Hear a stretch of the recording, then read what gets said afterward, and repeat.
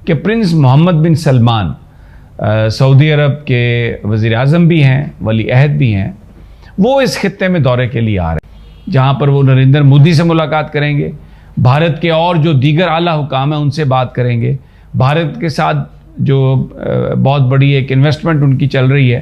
Everybody Pakistan ने block किया, वरना India would have been a member of OIC।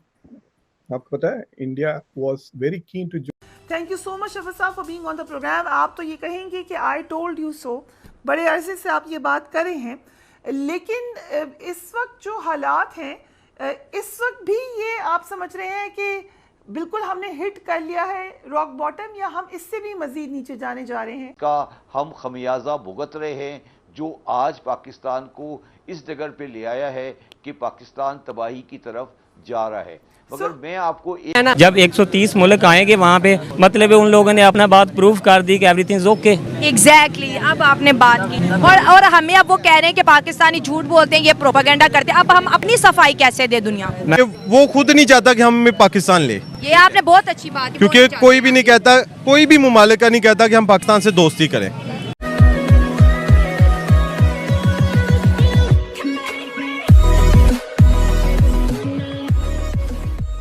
नमस्कार दोस्तों, अब आपको पता है कि पाकिस्तान के अंदर पर यूनिट इलेक्ट्रिसिटी चार्ज क्या है। आपके एरिया में हो सकता है 5-6 रुपये हो से, और अगर आप बड़े सिटी में रहते हो तो हो सकता है 12, 13, 14, 15 रुपये भी हो सकता है। लेकिन क्या आपको पता है पाकिस्तान में कितना चार्ज है? 60 रुपये। और अगला जो इलेक्ट्रिसिटी बिल आने वाला है उनका, उसमें कितना होगा? 90 रुपये। चलिए वो बात तो साइड में रही, लेकिन यहाँ पर दरअसल बात हो रही है कि सऊदी अरब के प्रिंस मोहम्मद बिन सलमान, जिनको MBS भी कहते हैं और वो वहाँ के प्राइम मिनिस्टर भी है, वो एक्स मुस्लिम भी है शायद, हालांकि वो डिक्लेयर नहीं करते, लेकिन उन्होंने कई बार ये कह चुके हैं कि वे जो हदीसें है अभी फ़िलहाल जो वो कई सालों के बाद 100, 200, 300 सालों के बाद लिखी गई थी, तो इसको ज़रा थोड़ा चेंज करना चाहिए। उन्होंने ज़्यादा कुछ बोला नहीं है। कहने का मतलब ये है कि वो भाई साहब यहाँ पर आ रहे हैं इंडिया में, अब 3-4 दिन की विजिट पर आ रहे हैं, तो प्रधानमंत्री मोदी से मिलेंगे, उसके अलावा बिजनेसमैन से मिलेंगे, इंडिया में इन्वेस्टमेंट के प्लान्स उनके तैयार होंगे और पाकिस्तान चलने के लिए तैयार होगा। इसी के साथ ही वीडियो शुरू करते हैं कि प्रिंस मोहम्मद बिन सलमान सऊदी अरब के वज़ीर आज़म भी हैं, वली अहद भी हैं, वो इस खित्ते में दौरे के लिए आ रहे हैं। और अब जिस तरीके से ये दौरा हो रहा है उसमें आपको अंदाज़ा हो जाएगा कि हम कहाँ पर खड़े हैं। हमारे लीडरान गुफ्तगू जो मर्ज़ी करते रहें और बातें जो मर्ज़ी करते रहें, लेकिन फैक्ट्स जो हैं वो दे स्पीक। और इंडिया जब जाएंगे तो वहाँ पर वो G20 में शिरकत करेंगे और फिर उसके बाद एक दिन रहेंगे, 9 और 10, ये G20 के 2 दिन की ये मीटिंग है, उनका इजलास है। फिर वो एक दिन 11 सितंबर गालबन वो इंडिया के लिए उन्होंने मखसूस किया है, मुख्तस किया है, जहाँ पर वो नरेंद्र मोदी से मुलाकात करेंगे, भारत के और जो दीगर आला हुकाम हैं उनसे बात करेंगे।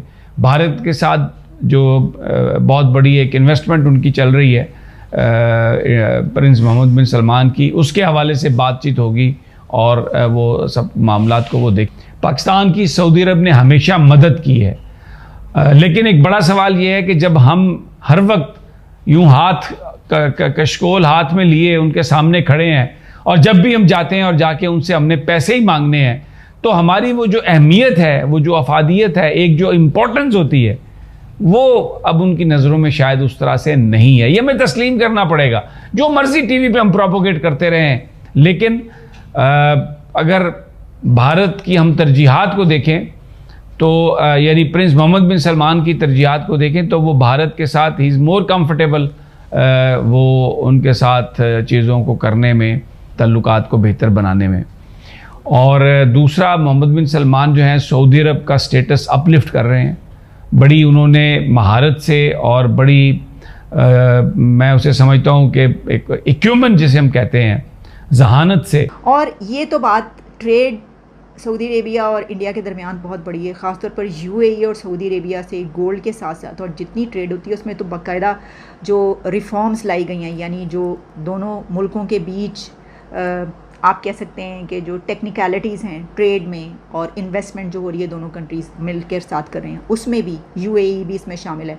बहुत ऐसी चीज़ें कि जिसमें उनको टैक्सेशन के ऊपर बड़ी सहूलत दी गई है, और फिर कस्टम फ्री करने के लिए प्रोडक्ट्स को, वो सहूलतें, ऐसी काफ़ी सहूलतें हम काफ़ी पहले मैंने एक ऐसा प्रोग्राम किया था जब एक बड़ी खबर हमारे सामने आई थी कि गोल्ड की इस तरह से दोनों मुल्कों के बीच एक यूएई और इंडिया और सऊदी अरेबिया और इंडिया के बीच एक बड़ी डील हुई थी जिस पर इन्वेस्टमेंट हुई थी उस तरफ से, तो जिस पर मैंने सारी ये डिटेल्स आप तक पहुंचाई थी। तो ये तो चलता रहता है, यानी मैं ये आपको बता रही हूँ कि ताल्लुकात उनके बहुत ही कमाल के हैं। गो कि हम हमेशा ये कहते रहे हैं कि हमारे बरादराना ताल्लुकात हैं और अभी भी वो पीछे नहीं हटते, यानी कर्जा वर्जा तो हमें देते रहते हैं, लेकिन देखिए जो कर्ज़ का मामला है ना, वो जो ताल्लुक है उस ताल्लुक का, उस रिलेशन का इस रिलेशन से कोई कंपैरिजन नहीं किया जा सकता, क्योंकि ये दो तरफा ट्रैफिक है। जैसे मुझसे आप अगर मेरी दिल की बात पूछें, बिल्कुल दिल की बात पूछें, तो पाकिस्तान को एक दफ़ा अपने आप को डिफ़ॉल्ट कर देना चाहिए कि पाकिस्तानी हुक्मरानों को और पाकिस्तान के असल हुक्मरानों को ये पता लगे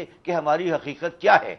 हम तो इस्लामाबाद के हरियाले वाले माहौल में बैठकर ये समझ रहे हैं कि हम अल्लाह ताला की नेमतों से माला माल हैं, कभी हम ये बेच देते हैं, कभी हम वो बेच देते हैं, कभी सहूलत खिस्सा मांग लेते हैं। ये रियलाइज़ नहीं कर रहे कि ये मुल्क डिफ़ॉल्टेड है, ये मिल्क बैंक करप्ट है, यहाँ का आदमी मर रहा है, इसके तमाम इदारे तबाह हो चुके हैं। जब आपकी गर्दनें अकड़ी रहेंगी और आप कोई सही फैसला करने से पहले अपनी गर्दन को नहीं झुकाएंगे तो फिर कौम के साथ यही होता है। इस वक्त पाकिस्तान को जो चीज़ बरवा रही है वो हमारे हुक्मरानों की ईगो है, उनकी अना है। एक मुल्क जो डिफ़ॉल्टेड है उसे डिफ़ॉल्ट करो। शहबाज शरीफ साहब ये कह रहे थे कि अशिया शरीफ की कमी हो जाएगी। भाई रोटी खाने को नहीं है, अशिया शरीफ की कमी क्या हो जाएगी? जब 130 मुल्क आएंगे वहाँ पे, मतलब उन लोगों ने अपना बात प्रूफ कर दी कि एवरीथिंग इज ओके। एग्जैक्टली अब आपने बात की और हमें अब वो कह रहे हैं कि पाकिस्तानी झूठ बोलते हैं, ये प्रोपेगेंडा करते हैं। अब हम अपनी सफाई कैसे दे दुनिया में? वो खुद नहीं चाहता कि हम पाकिस्तान ले, ये आपने बहुत अच्छी बात की, क्योंकि कोई भी नहीं कहता, कोई भी मुमालिका नहीं कहता कि हम पाकिस्तान से दोस्ती करें। क्योंकि अपने कश्मीर की बात करें, हमने अपने कश्मीर पे कितना काम किया, जरा वो भी बता दे, दुनिया देख रही है। एज ए शेम, बस शेम फील कर सकते हैं। हमने उनके लिए हर साल माशाल्लाह एक नया गाना बनाया, कश्मीर बनेगा पाकिस्तान, और बस इससे ज़्यादा हमने कुछ नहीं किया। बस कश्मीर चाहिए या पाकिस्तान? एक बिल्ली का कान भी कोई मरोड़ नहीं सकता। किसका? और बिल्ली का कान देखा है, और बिल्ली देखी, आप बिल्ली हाँ। बिल्ली देखी है ना, उसका कान भी कोई नहीं मरोड़ सकता। इसका क्या मतलब? कैसे कश्मीर कैसे हासिल करेंगे? मुल्क तो संभालो। तो ये पहले हमें क्यों नहीं ख्याल आया? जब हम बार बार इंडिया से जंगे कर रहे थे तब नहीं हमने कहा कि अपना मुल्क संभालो, कश्मीर को छोड़ दो? इंडिया तो फिर भी हमसे बेहतर है, लेकिन हम हमेशा बात करते हैं कश्मीर हमारा है, कश्मीर हमारा है, लेकिन डेवलपमेंट तो सारी की सारी इंडिया ने